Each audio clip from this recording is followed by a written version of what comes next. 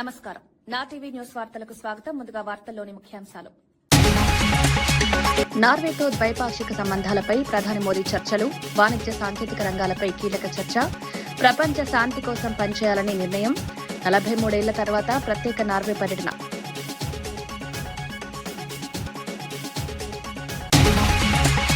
విపత్తుల నిర్వహణకు ఆధునిక సాంకేతికతపై పొంగులెట్టి దృష్టి, డ్రోన్లతో అత్యవసర సేవల బలోపేతం, విపత్తుల్లో సమన్వయానికి డిజిటల్ టెక్నాలజీ, ప్రజల భద్రతకు ఆధునిక వ్యవస్థలే కీలకం.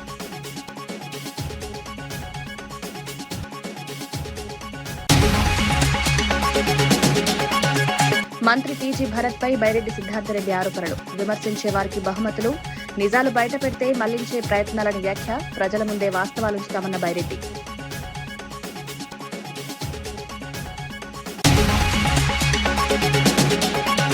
ఇంధన ధరల పెంపుపై వైసీపీకి కౌంటర్ ఇచ్చిన రవికుమార్, అంతర్జాతీయ ముడి చమురు వల్లే ధరల పెరుగుదల, అదనపు పన్నులు విధించలేదన్న ప్రభుత్వ విప్, ధరలపై నిరసనలు తాడేపల్లి వద్ద చేయాలన్న కూన.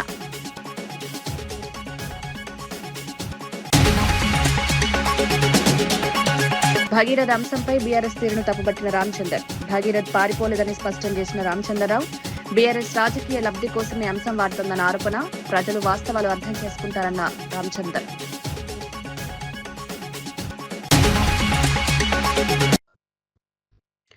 జగిత్యాల కేంద్రీయ విద్యాలయం భూమి ప్రతిపాదనల అంశంపై నిజామాబాద్ బీజేపీ ఎంపీ ధర్మపురి అరవింద్ తీవ్రస్థాయిలో స్పందించారు. జగిత్యాలలో కేంద్రీయ విద్యాలయం ఏర్పాటును కావాలని ఆలస్యం చేస్తున్నారని స్థానిక ఎమ్మెల్యే సంజయ్ కుమార్ పై విమర్శలు చేశారు. విద్యార్థుల భవిష్యత్తుకు ఉపయోగపడే ప్రాజెక్టులను రాజకీయ కోణంలో చూడడం సరికాదన్నారు. ప్రజలకు అవసరమైన విద్యా సంస్థల విషయంలో రాజకీయాలు చేయకుండా అభివృద్ధికి సహకరించాలని సూచించారు. కేంద్ర ప్రభుత్వం విద్యారంగ అభివృద్ధికి ప్రాధాన్యమిస్తోందని గుర్తు చేశారు. కేంద్రీయ విద్యాలయం ఏర్పాటు ద్వారా విద్యార్థులకు నాణ్యమైన విద్య అందుబాటులోకి వస్తుందన్నారు. ప్రజల ప్రయోజనాలకు సంబంధించిన అంశాల్లో ఆలస్యం చేయకుండా నిర్ణయాలు తీసుకోవాలని అరవింద్ డిమాండ్ చేశారు. రాజకీయంగా నగ్నంగా చేసే వరకు ఆయన క్యారెక్టర్ని, కమర్షియల్ కరప్ట్ నేచర్ని పూర్తిగా జగిత్యాల ప్రజల ముందు నిలబెట్టే వరకు ఊకునేది లేదు. ఈ గొట్టంగాడు పోయి తెచ్చిండు. ఇగో జగిత్యాల ప్రజలకు ముందర ఈయన తెచ్చిన జీవో దించేస్తున్నాడు. 2 ఎకరాలు ఉంది ఇలా.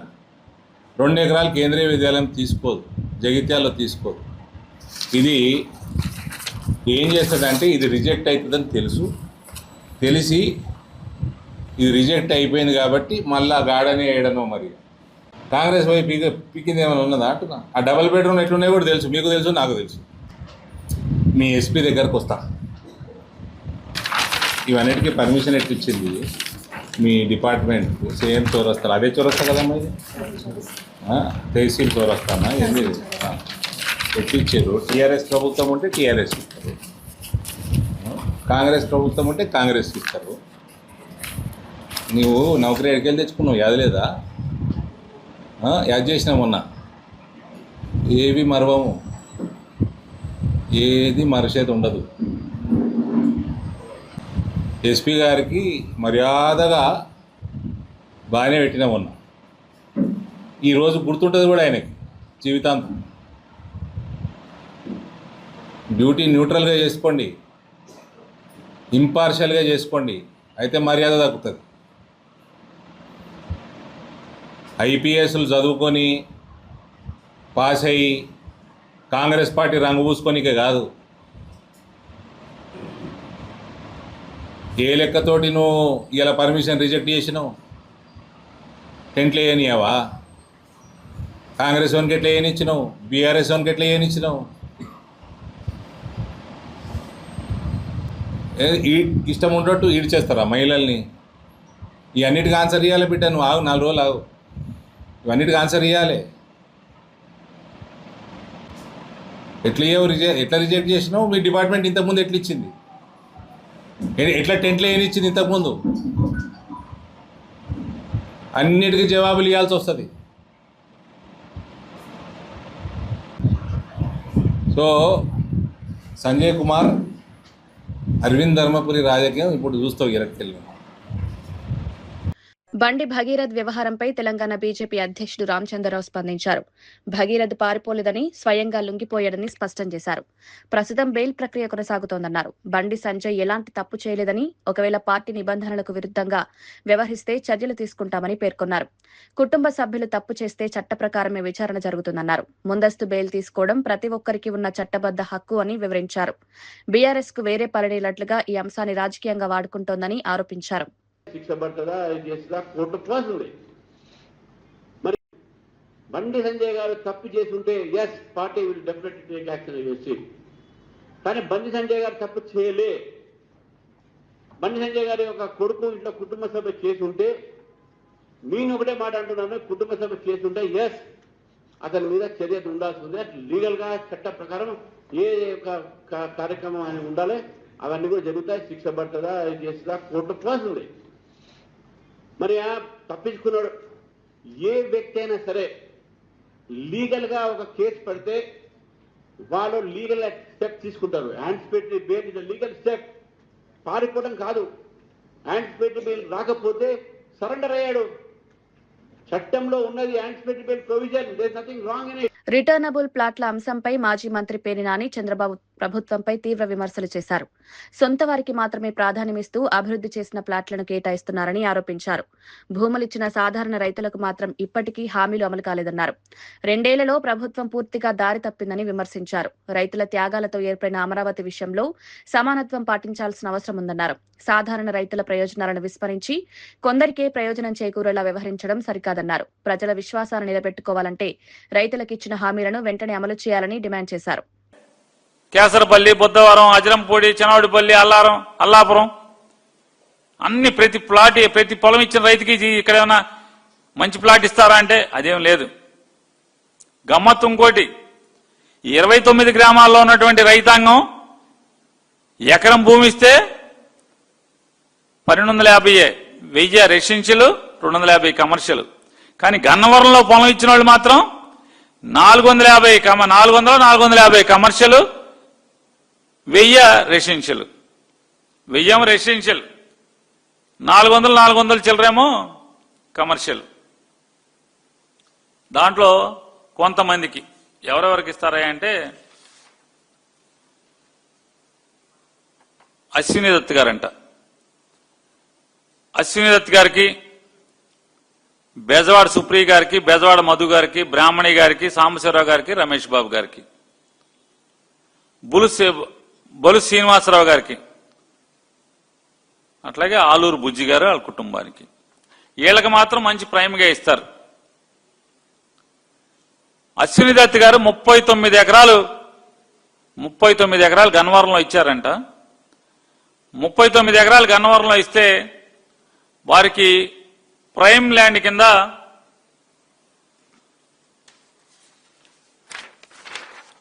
కమర్షియల్ 5940 గజాలు ఎత్తు చూపిస్తే అటు వీడియో పీకేయండి, నానిగడి వీడియో పీకేయండి, పోలీసుని ఎస్ఐ గారు కొట్టేస్తాడు వెంటనే. శాన్ ఫ్రాన్సిస్కో, న్యూయార్క్, ఎక్కడికి పడితే అక్కడికి, ఆ కంపెనీలు ఎక్కడుంటే అక్కడికి లెటర్ కొట్టేస్తారు డైరెక్ట్ గా. కొట్టేసి ఏమని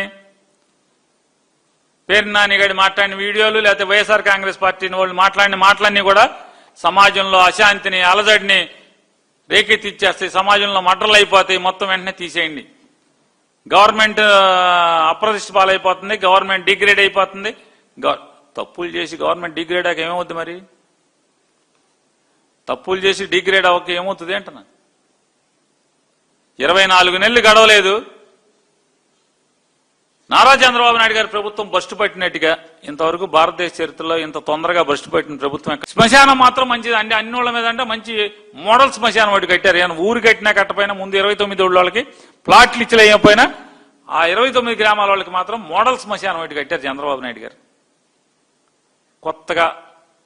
కొత్త రకం అంటే మాల్స్ ఏదైనా శవం దహనమే కదండి, లేకపోతే పాతేయటం.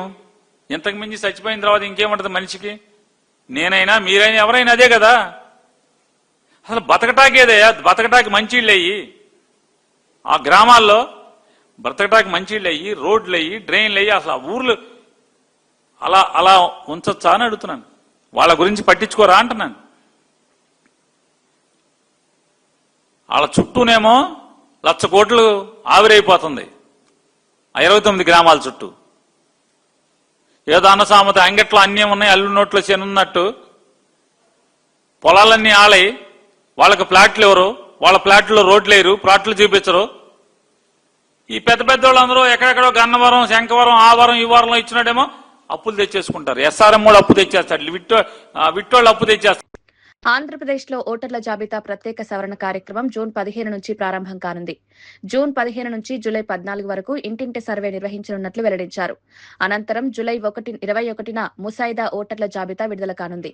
అభ్యంతరాలు స్వీకరించి పరిశీలించిన తర్వాత సెప్టెంబర్ 22న తుది జాబితా ప్రకటించనున్నారు. ఈ ప్రక్రియలో బూత్ లెవెల్ ఏజెంట్లు కీలక పాత్ర పోషిస్తారని తెలిపారు. BLOలు, BLAల మధ్య సమన్వయం బలోపేతం చేయాలని సూచించారు. ఓటర్ల వివరాల విషయంలో నిర్లక్ష్యం చేయకుండా ప్రతి దశలో అప్రమత్తంగా వ్యవహరించాలని నాయకత్వం సూచించింది. వెయిట్ చేయని అవసరం లేకుండా ముందే ఇప్పుడే రేపు పోయి ముందు BLOతో కూర్చొని ఇప్పుడు ఆల్రెడీ దీనివల్ల ఒక ఐడియా వచ్చింది. ఏది మనం ఏజ్ రీత్యా చూస్తే కొన్ని సర్టన్ నేమ్స్ 1000 మందిలో 50 మందో 100 మందో 150 మందో 41 ఏళ్ళు ఉండకపోవచ్చు.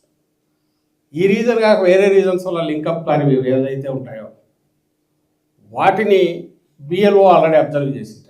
ఎందుకంటే తనకు 2 లిస్టులు ఉన్నాయి కాబట్టి పెట్టుకొని మ్యాపింగ్ చేశారు కాబట్టి 2002 లిస్టుతో లింకప్ కానీ ఉంటే అంటే ఫాదర్ బంధుత్వం వలన లేదా అప్పటికి తనే ఓటర్ అయి ఉండడం కానీ ఉంటే వాటిని తీసేస్తే అవి మన దాంట్లోకి యాడ్ చేసుకుంటే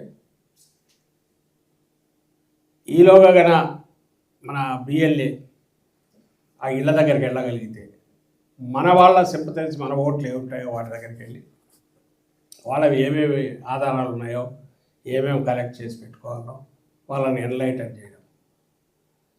సో దట్ BLOతో పాటు వచ్చే టైంకు అవి రెడీగా వాళ్ళు పెట్టుకొని ఉంటాయి. ఈరోజు మాట్లాడితే తెలిసింది అప్పుడు కూడా BLO తీసుకోడు, ఓన్లీ ఎన్యూమరేషన్ ఫామ్ ఇచ్చి వెళ్తాడు అని. ఎన్యూమరేషన్ ఫామ్ ఇంట్లో ఇచ్చిపోయి 4 రోజుల్లో అంటే వారం రోజులు మినిమం టైం ఇచ్చి వారం రోజుల తర్వాత 3 times అతను మళ్ళీ వెళ్ళాలి ఒకవేళ ఫామ్ రాకపోతే. మరి 3 times పొద్దున మధ్యాహ్నం సాయంత్రానికి వెళ్ళేసి వెళ్ళాను అనొచ్చా తెలియదు నాకు. వారం తర్వాత ఇమ్మీడియట్గా ఇంటికి వెళ్ళేసి కొట్టేసి లేడు అని చెప్పేసి లేదా ఫామ్ రాలేదని రాసుకోవచ్చో తెలియదు. ఇవన్నీ ఆ చిన్న గ్రౌండ్ మీదకి పోయి నాకు తెలియాల్సింది. మన ఇళ్ళ దగ్గరికి వచ్చేసరికి అలాంటి పరిస్థితి రాకుండా మన BLA అలర్ట్గా ఉండడం ఎట్లా చేయాలి చూసుకోవాలి. రెండవది ఎన్యూమరేషన్ ఫామ్ లింకప్ అయిన వాళ్ళు ఇవ్వాలి, లింక్ కాని వాళ్ళు ఎలాగో ఇవ్వాలి. ఎన్యూమరేషన్ ఫామ్ పోకపోతే ఓటు పోతుంది ఆటోమేటిక్గా, లింక్ అయినోడైనా సరే. ఖచ్చితంగా చేరాలి. 3వ పాయింట్ తెలుస్తున్నది అంటే డ్రాఫ్ట్లో నువ్వు పూర్తి ఇనెలిజిబుల్ అయినా వాళ్ళ ప్రకారం కానీ రియల్గా కూడా నువ్వు ఎన్యూమరేషన్ ఫామ్ ఇస్తే దాన్ని అయితే ఎంటర్ అయిపోతుంది డ్రాఫ్ట్లో. ఆ తర్వాత డ్రాఫ్ట్లో మళ్ళీ తర్వాత క్లెయిమ్స్ అబ్జెక్షన్స్లో మనం పెట్టి వాటిని తీయించాలి. అంటే BLA కనుక సరిగా ఉంటే ఫస్ట్ ఓటు తీయడానికి లేకుండా అయితే. తెలంగాణలో రైతులు పండించిన వడ్లు, మొక్కజొన్న కొనుగోళ్లపై మాజీ ఎమ్మెల్యే PN రెడ్డి ప్రభుత్వాన్ని ప్రశ్నించారు. రాష్ట్ర వ్యాప్తంగా రైతులు ఇబ్బందులు పడుతున్నా ప్రభుత్వం స్పందించడం లేదన్నారు. కనీసం ముఖ్యమంత్రి నియోజకవర్గమైన కొడంగల్లో రైతుల పరిస్థితి అయినా పరిశీలించాలని సూచించారు. రైతులు పంట నమ్ముకునేందుకు తీవ్ర ఇబ్బందులు పడుతున్నారని పేర్కొన్నారు. కొనుగోలు కేంద్రాల్లో సరైన ఏర్పాట్లు లేక రైతులు నష్టపోతున్నారన్నారు. రైతుల కష్టాన్ని అర్థం చేసుకుని తక్షణ చర్యలు తీసుకోవాలని డిమాండ్ చేశారు. వ్యవసాయానికి ప్రాధాన్యమిస్తామని చెప్పిన ప్రభుత్వం ఇప్పుడు రైతుల సమస్యలపై మౌనం పాటించడం సరికాదన్నారు. తెలంగాణ అంతా కొనడానికి చేత కాదు కానీ కనీసం కొనగలు అయితే కొనాలి కదా. ఇక్కడ గన్నుబోగులు లేవు. 3 రోజులు అవుతుంది. రైతులంతా కుప్పల కాడ వండుకుంటారు. రాత్రి పూట ఎండకి ఎండిపోతారు. ఇప్పుడు చూస్తా ఉన్నారు. ఇక చాలా మంది మహిళా రైతులందరూ ఇక్కడిని ఎండ 22 కూడా కూర్చొని ధర్నా చేస్తారంటే మీరు అర్థం చేసుకోవాలి ఎంత బాగా ఉన్నది. రైతులలో ఎంత బాగా ఉందో, కొడంగల్ రైతులలో ఎంత బాగుందో. లారీలు లేవు, గన్నుబోగులు లేవు. గతంలో ముఖ్యమంత్రి గారు కేసీఆర్ గారు ఉన్నప్పుడు, మన ప్రభుత్వం ఉన్నప్పుడు ముందు చూపుతాను 2 నెలల ముందే ఒక రివ్యూ పెట్టడం.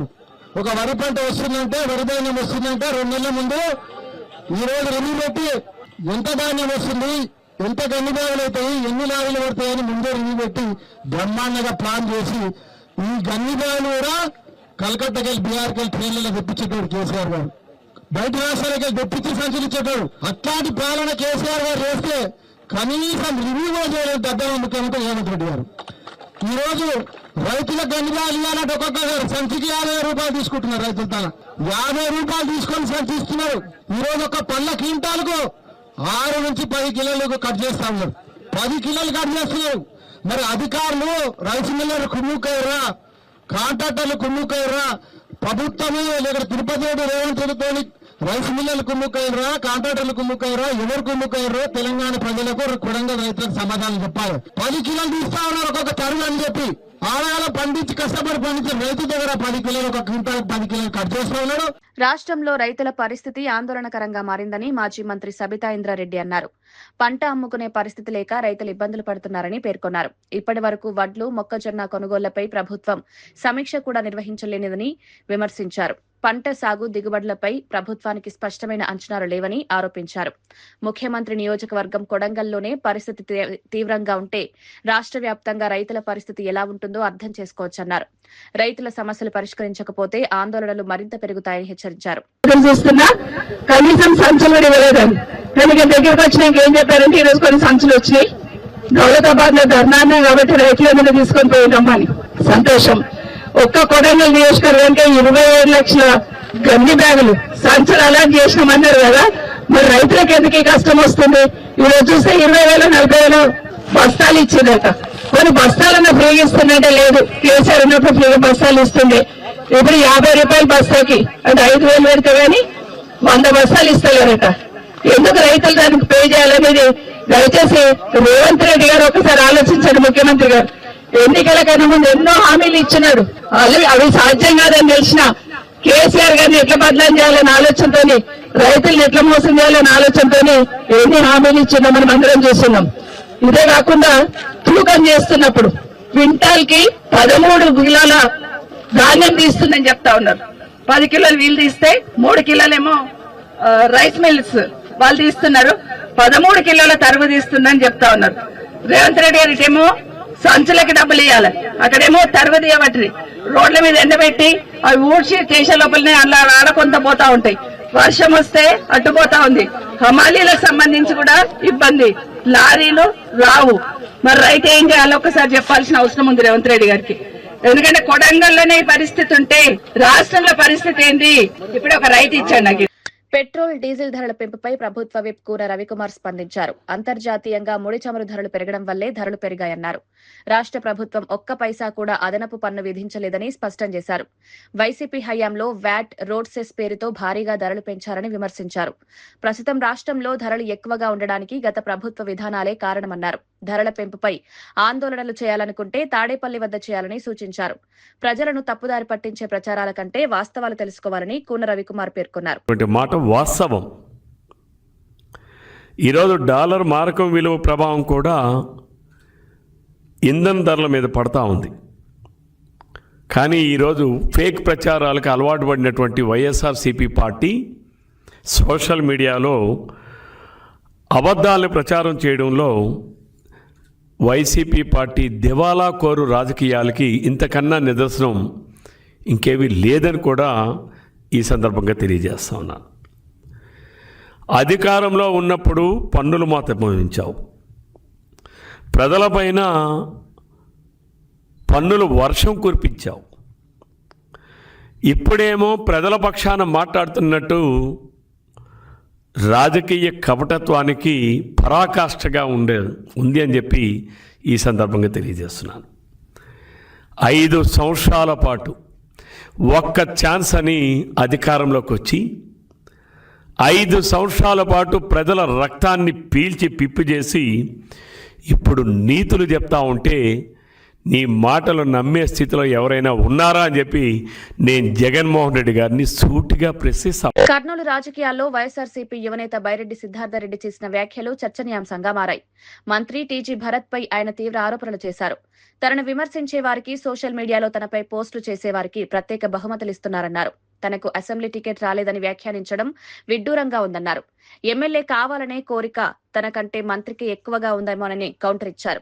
ఆత్మహత్య చేసుకున్న సతీష్ కుటుంబానికి ఏ ఫార్మా కంపెనీ నుంచి డబ్బులొచ్చాయో బయటపెట్టేందుకు సిద్ధంగా ఉన్నానన్నారు. నిజాలు బయటపెడితే వాటిని మళ్లించే ప్రయత్నాలు జరుగుతాయని ఆరోపించారు. ఉద్దేశంతో మేము ఆ రోజు ధర్నా చేయడం జరిగింది. అంతేకాకుండా బాలు అనే పిల్లోడిపైన పోలీసుల వేధింపులు ఆగాల అనే ఉద్దేశంతో మేము ధర్నా చేసినాం. అంతేకాకుండా 3వ పట్టణ సిఐ గారి పైన చర్యలు తీసుకోవాలనే ఉద్దేశంతో మేము కలెక్టర్ ఆఫీస్ దగ్గర ఈ నెల 14వ తేదీన ధర్నా చేయడం జరిగింది. ప్రభుత్వాన్ని ప్రశ్నించినామని, మంత్రి గారిని ప్రశ్నించినామని గడిచిన 3 రోజులుగా తెలుగుదేశం పార్టీ వాళ్ళు, స్థానిక తెలుగుదేశం పార్టీ వాళ్ళు, ఎమ్మెల్యేలు, మంత్రులు, ఎంపీలు, లోకల్ ఉన్న రౌడీ సీటర్లు, చివరిగా నిన్న మొన్న టీజీ వెంకటేష్ గారు అందరూ కూడా రకరకాలుగా మాట్లాడినారు. వాళ్ళ మాటలకు సమాధానం చెప్పాలనే ఉద్దేశంతోనే ఈరోజు ఈ ప్రెస్ మీట్ని ఏర్పాటు చేయడం జరిగింది. టీజీ భరత్ గారు సతీష్ కుటుంబాన్ని పిలిపించుకొని ఆ కుటుంబానికి న్యాయం చేసింటే ఈ కర్నూలు టౌన్లో ఆయన స్థాయి 100% పెరిగేది. ఆయన ఆ పని చేయకుండా సిద్ధార్థ రెడ్డిని తిట్టిన వాళ్ళకి 10,000 రూపాయలు, సిద్ధార్థ రెడ్డి పైన సెల్ఫీ వీడియో చేసిన వాళ్ళకి 20,000 రూపాయలు, ప్రెస్ మీట్ పెడితే గాన కార్పొరేటర్ సీటు, అంతకన్నా ఎక్కువ సిద్ధార్థ రెడ్డి ఇంటిపైకి పోతామని చెప్తే గాన స్టోర్ బియ్యము, ఈ మాటలు ఈ డీల్లు అన్నీ చేయడంతో ఆయన స్థాయి 500% ఈ కర్నూల్లో పడిపోయింది. నేను అడిగిన ప్రశ్న ఏంది, వాళ్ళని సతీష్ అనే కుటుంబానికి ఒక దళిత పిల్లోడికి న్యాయం చేయమని నేను అడిగితే ఆయన ప్రెస్ మీట్ పెట్టి చెప్పిన మాట ఏమో తెలుసా? సిద్ధార్థ, నువ్వు టికెట్ తెచ్చుకో, 3 ఎలక్షన్లు చేసినావు, 3 ఎలక్షన్లు చేసినా కూడా నీకు ఏ పార్టీ టికెట్ ఇవ్వాలి అని మాట్లాడుతున్నాడు ఆయన. భరత్ గారు, మీ వయసు ఎంత సార్? 50 సంవత్సరాలు. మీరు ఎమ్మెల్యే అయింది ఏ వయసులో? తెలంగాణలో విపత్తుల నిర్వహణ వ్యవస్థను మరింత బలోపేతం చేసేందుకు రాష్ట్ర ప్రభుత్వం ఆధునిక సాంకేతికతను అందుబాటులోకి తీసుకురానుంది. మంత్రి పొంగులేటి శ్రీనివాసరెడ్డి ఈ విషయాన్ని ప్రకటించారు. సహజ విపత్తుల సమయంలో అత్యవసర పరిస్థితులను వేగంగా ఎదుర్కొనేందుకు ఆధునిక పరికరాలు ఉపయోగించనున్నట్లు తెలిపారు. డ్రోన్లు, డిజిటల్ కమ్యూనికేషన్ వ్యవస్థలు, అంతర్జాతీయ ప్రమాణాల సాంకేతికతను ప్రవేశపెట్టనున్నట్లు వెల్లడించారు. అత్యవసర సేవల మధ్య సమన్వయాన్ని మెరుగుపరచడం ప్రధాన లక్ష్యమన్నారు. విపత్తుల సమయంలో ప్రాణ నష్టం, ఆస్తి నష్టాన్ని తగ్గించే దిశగా చర్యలు చేపడుతున్నారు పేర్కొన్నారు. వరదలో, అగ్ని ప్రమాదాలు ఊహించని రీతిలో సంభవించినప్పుడు, ప్రజల కష్టాల్లో ఉన్నప్పుడు వారిని ఎలా రక్షించగలుగుతాము, ఎలా ఆ ప్రజలకి బాసటగా ఉండగలుగుతామనేది ఈరోజు ఈ మాక్ డ్రిల్ యొక్క ముఖ్య ఉద్దేశం. తెలంగాణ రాష్ట్రంలో అనేక జిల్లాల్లో ఇటు గోదావరి అటు కృష్ణా పొంగినప్పుడు, పై రాష్ట్రాల్లో అత్యధిక వర్షాలు కురిసి వరద వచ్చినప్పుడు ఎలా రక్షించాలి అనే అంశం మీద ప్రపంచంలో ఉన్న లేటెస్ట్ ఎక్విప్మెంట్ అంతా తెలంగాణ రాష్ట్రంలో తీసుకొచ్చే దాంట్లో రాష్ట్ర ప్రభుత్వం క్షుణ్ణంగా పరిశీలించే దాంట్లో భాగంగా ఈ మాక్ డ్రిల్ ని ఏర్పాటు చేసిన మా అధికారులకి, సహకరించిన అధికారులకు కూడా మరొకసారి అభినందనలు. ప్రధాని నరేంద్ర మోదీ నార్వే పర్యటనలో కీలక ద్వైపాక్షిక చర్చలు నిర్వహించారు. నార్వే ప్రధాని జోనాస్ గార్ స్పోర్ట్తో సమావేశమై వాణిజ్యం, పెట్టుబడులు, సాంకేతిక రంగాలపై చర్చించారు. అంతర్జాతీయ సవాళ్లను ఎదుర్కొనేందుకు ప్రపంచ సంస్థలో సంస్కరణలు అవసరమని ఇరు దేశాలు అభిప్రాయపడ్డాయి. పశ్చిమాసియా, ఉక్రెయిన్ పరిస్థితులపై కూడా నాయకులు చర్చించినట్లు వెల్లడించారు. ప్రపంచ శాంతి, స్థిరత్వం కోసం కలిసి పనిచేయాలని నిర్ణయించుకున్నారు. ఉగ్రవాదాన్ని మూలాలతో సహా నిర్మూలించడం ప్రపంచ దేశాల ఉమ్మడి బాధ్యత అని ప్రధాని మోదీ పేర్కొన్నారు. 43 సంవత్సరాల తర్వాత జరిగిన ఈ పర్యటనకు ప్రత్యేక ప్రాధాన్యం ఏర్పడింది.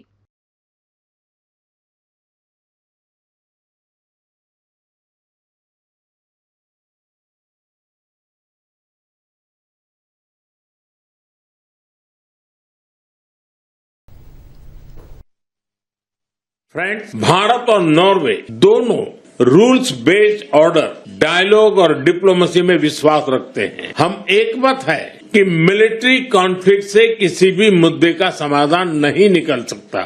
यूक्रेन हो या पश्चिमी एशिया, हम संघर्ष की शीघ्र समाप्ति और शांति के हर प्रयास के समर्थन करते हैं और समर्थन करते रहेंगे। हम इस बात पर भी एकमत है कि बढ़ते हुए ग्लोबल चैलेंजेस के समाधान के लिए ग्लोबल इंस्टीट्यूशंस का रिफॉर्म अनिवार्य है और टेररिज्म के हर रूप को जड़ से समाप्त करना हमारी साझी प्रतिबद्धता है।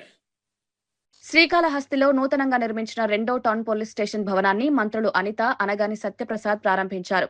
2,75,00,000 రూపాయల వ్యయంతో ఈ భవనం నిర్మించారు. భక్తుల భద్రతకు ప్రభుత్వం అత్యంత ప్రాధాన్యమిస్తోందని హోంమంత్రి అనిత తెలిపారు. శ్రీకాళహస్తికి వచ్చే భక్తులకు పటిష్ట భద్రతా ఏర్పాట్లు చేస్తున్నట్లు వెల్లడించారు. కార్యక్రమం అనంతరం పోలీసులు సిబ్బంది పిల్లల్లో 10వ తరగతి ఇంటర్ ప్రతిభ కనబరిచిన విద్యార్థులను సన్మానించి బహుమతులు అందజేశారు. ప్రజలకు మరింత మెరుగైన పోలీసు సేవలు అందించేందుకు ప్రభుత్వం చర్యలు తీసుకుంటుందన్నారు. కెమెరాల పర్యవేక్షణ కూడా ఈరోజు పోలీస్ సిబ్బంది అంతా కూడా దగ్గరుండి చూసుకుని శివరాత్రి లాంటి పర్వదినాల టైంలో కూడా ఎక్కడెక్కడ ఎటువంటి ఇబ్బంది లేకుండా చూసుకునే బాధ్యత తీసుకుంటున్నారు. చంద్రబాబు నాయుడు గారు ముఖ్యమంత్రిగా ఉన్నప్పుడు మంచి ఆలోచనలో రాష్ట్రంలో అన్ని ఆఫీస్ బిల్డింగ్స్ కూడా మంచి కట్టాలన్న లక్ష్యంతో ఆ తరుణంలో స్టార్ట్ చేసేటువంటి గత పాలకులు ఇవన్నీ కూడా ఎక్కడ చంద్రబాబు నాయుడు గారు మంచి పేరు వస్తాయనేసి కంటిన్యూటీ గవర్నమెంట్ ని ఎలాగైతే అన్నా క్యాంటీన్ ఆపేశారో ఇలాంటి అభివృద్ధి కార్యక్రమాలు ఆపేయడం మనకు తెలిసిందే. మరి ఈ రోజున స్థానిక శాసనసభ్యులు పొంచాల సుధీర్ గారికి ఒక చొరవతో 2 నెలల ముందు గౌరవ ముఖ్యమంత్రి గారి చేతి మీదుగా జీపీ ఓపెన్ చేయడం, మరి ఈ రోజు మా హోంమంత్రి గారు ఛత్తీస్గఢ్ లోని బస్తర్ ప్రాంతంలో పర్యటించిన కేంద్ర హోంమంత్రి అమిత్ షా కీలక వ్యాఖ్యలు చేశారు.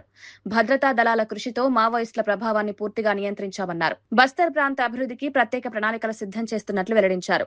గిరిజన ప్రాంతాల్లో సేవా కేంద్రాలను ఏర్పాటు చేసి అభివృద్ధిని వేగవంతం చేస్తామన్నారు. 2026 మార్చి నాటికి నక్సలిజాన్ని పూర్తిగా నిర్మూలించే లక్ష్యంతో ముందుకు వెళ్తున్నట్లు తెలిపారు.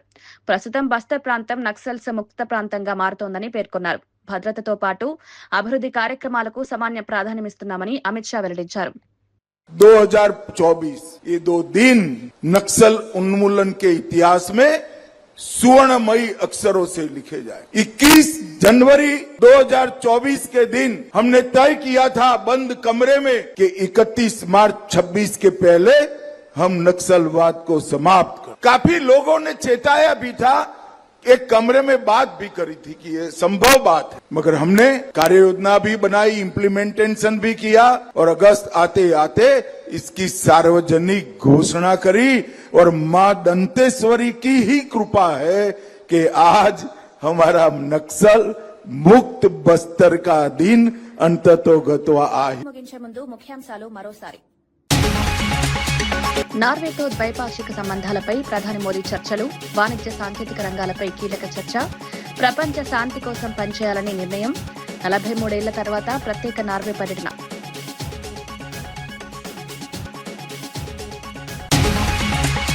విపత్తుల నిర్వహణకు ఆధునిక సాంకేతికతపై పొంగులెట్టి దృష్టి, డ్రోన్లతో అత్యవసర సేవల బలోపేతం, విపత్తుల్లో సమన్వయానికి డిజిటల్ టెక్నాలజీ, ప్రజల భద్రతకు ఆధునిక వ్యవస్థలే కీలకం.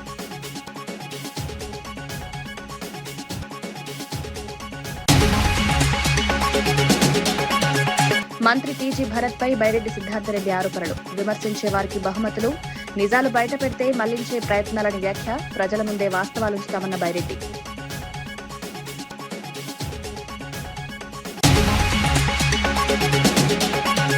ఇంధన ధరల పెంపుపై వైసీపీకి కౌంటర్ ఇచ్చిన రవికుమార్, అంతర్జాతీయ ముడి చమురు వల్లే ధరల పెరుగుదల, అదనపు పన్నులు విధించలేదన్న ప్రభుత్వ విప్, ధరలపై నిరసనలు తాడేపల్లి వద్ద చేయాలన్న కూన.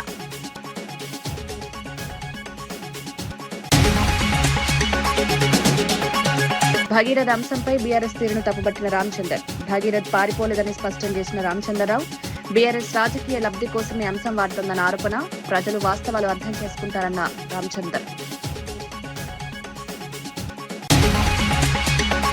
ఇవి ఈనాటి వార్తా విశేషాలు. మరో బులెటిన్లో మళ్ళీ కలుద్దాం. నమస్కారం.